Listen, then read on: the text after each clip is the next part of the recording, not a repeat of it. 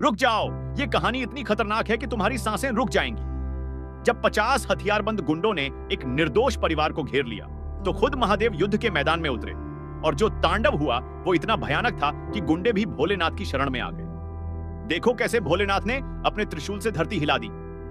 उत्तर प्रदेश के एक छोटे से गांव शिवपुर में पंडित रामकृष्ण शर्मा अपने परिवार के साथ रहते थे। वो गांव के एकमात्र शिव मंदिर के पुजारी थे और बहुत सीधे साधे इंसान थे जो किसी से झगड़ा नहीं करते थे।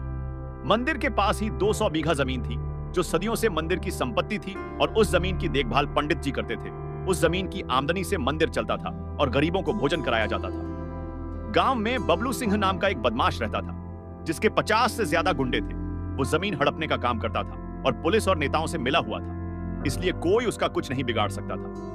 बबलू की नजर मंदिर की उस जमीन पर पड़ी और उसने सोचा कि अगर ये जमीन मिल जाए तो वो बड़ा बिजनेस कर सकता है। उसने पंडित जी के पास आदमी भेजकर कहलवाया, ये जमीन हमें बेच दो वरना बुरा होगा। लेकिन पंडित जी ने साफ मना कर दिया और कहा, ये महादेव की जमीन है, मैं इसे नहीं बेच सकता, यहां से गरीबों का पेट भरता है। बबलू को बहुत गुस्सा आया और उसने पंडित जी को धमकाना शुरू कर दिया, लेकिन पंडित जी डरे नहीं क्योंकि उन्हें पूरा भरोसा था कि भोलेनाथ उनकी रक्षा करेंगे। एक दिन बबलू ने अपने गुंडों को भेजकर मंदिर की दीवार तोड़वा दी और जमीन पर कब्जा करने की कोशिश की। गांव वाले डर गए क्योंकि बबलू बहुत ताकतवर था, लेकिन पंडित जी ने हिम्मत नहीं हारी और पुलिस में शिकायत की, मगर पुलिस ने कोई कार्रवाई नहीं की क्योंकि बबलू ने सबको पैसे दे रखे थे। 15 दिसंबर की रात को बबलू ने फैसला किया कि आज वो पंडित जी और उनके परिवार को खत्म कर देगा ताकि जमीन पर आसानी से कब्जा हो जाए। उसने अपने 50 गुंडों को हथियारों से लैस किया। कुछ के पास तलवारें थीं, कुछ के पास लाठियां और डंडे थे और कुछ के पास देसी कट्टे और पिस्तौल थे। रात के 11 बजे बबलू की पूरी टोली मंदिर की तरफ चल पड़ी।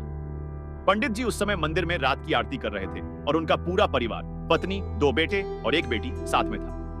अचानक मंदिर के दरवाजे पर जोर से धक्का लगा और बबलू अपने गुंडों के साथ अंदर घुस आया। उसने चिल्लाकर कहा, पंडित, आज तेरा आखिरी दिन है।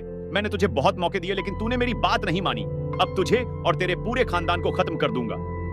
पंडित जी की पत्नी और बच्चे डर से रोने लगे, लेकिन पंडित जी शांत खड़े रहे और बोले, बबलू, ये महादेव का घर है, यहाँ पाप मत करो, तुम्हारा बुरा होगा।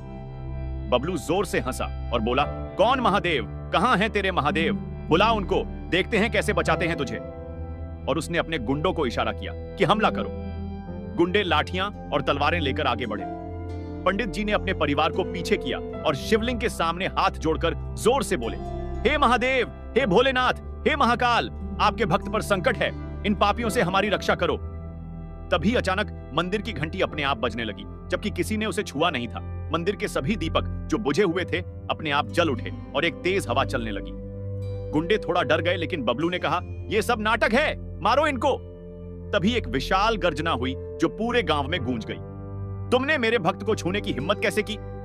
और शिवलिंग से एक तेज नीली रोशनी निकली जो इतनी चमकीली थी कि सबकी आंखें चुंधिया गईं। उस रोशनी से एक विशाल आकृति प्रकट हुई, लंबे जटाझूट, माथे पर तीसरा नेत्र, गले में नागों की माला, हाथ में चमकता त्रिशूल। वो साक्षात रुद्र रूप में महादेव थे। पूरा मंदिर कांपने लगा और महादेव की आंखों से ऐसी ज्वाला निकल रही थी कि गुंडों के हाथ से हथियार गिर गए। बबलू की टांगें कांपने लगीं और वो पीछे हटने लगा। महादेव ने अपना त्रिशूल जमीन पर पटका और इतना जोर का धमाका हुआ कि पूरी धरती हिल गई। सभी 50 गुंडे जमीन पर गिर पड़े और रोने लगे, माफ करो भगवान, माफ करो। लेकिन महादेव का क्रोध शांत नहीं हुआ। उन्होंने अपने त्रिशूल से हवा में घूमकर एक चक्र बनाया और उससे इतनी तेज आग की लपटें निकली कि सारे हथियार जलकर राख हो गए। फिर महादेव ने अपना तीसरा नेत्र खोला और उससे इतनी तेज रोशनी निकली कि सारे गुंडे अंधे हो गए और चीखने लगे। बबलू घुटनों के बल गिरकर रोने लगा, महादेव, मुझे माफ कर दो, मैंने बहुत बड़ा पाप किया है, मुझे बचा लो। महादेव की गर्जना फिर गूंजी, तुमने मेरे मंदिर में आकर मेरे भक्त को मारने की कोशिश की, तुमने मेरी जमीन हड़पने की सोची जो गरीबों के लिए है। अब तुम सबको मेरे क्रोध का फल भुगतना होगा। और महादेव ने अपना डमरू बजाया जिसकी आवाज इतनी भयानक थी कि सभी गुंडों के कान से खून बहने लगा। कुछ गुंडे तो बेहोश हो गए और कुछ पागलों की तरह माफी मांगने लगे। पंडित जी और उनका परिवार यह सब देखकर हैरान था। उन्होंने कभी सोचा नहीं था कि महादेव खुद प्रकट होंगे।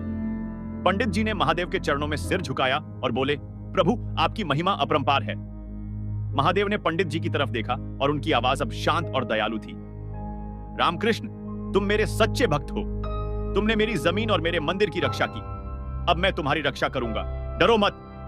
फिर महादेव ने बबलू की तरफ देखा और कहा, बबलू सिंह, तुम्हारे सारे पाप मैंने देखे हैं। तुमने कई निर्दोष लोगों को मारा है, जमीनें हड़पी हैं, औरतों को सताया है, अब दो रास्ते हैं, या तो मेरे त्रिशूल से मृत्यु स्वीकार करो या फिर अपने सारे पाप स्वीकार करके पुलिस के हवाले हो जाओ और बाकी जिंदगी प्रायश्चित करो। बबलू रोते हुए बोला, प्रभु मैं सरेंडर करता हूं, मैं पुलिस के हवाले हो जाऊंगा, मुझे माफ कर दो।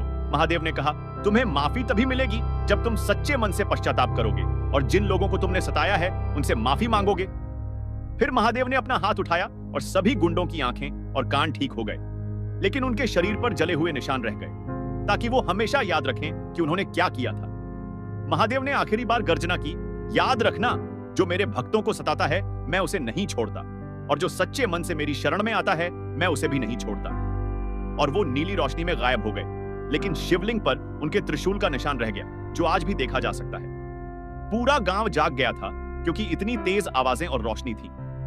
जब लोग मंदिर पहुंचे तो देखा कि 50 गुंडे जमीन पर गिरे हुए हैं और रो रहे हैं। उनके हथियार जलकर राख हो चुके थे और बबलू घुटनों के बल माफी मांग रहा था।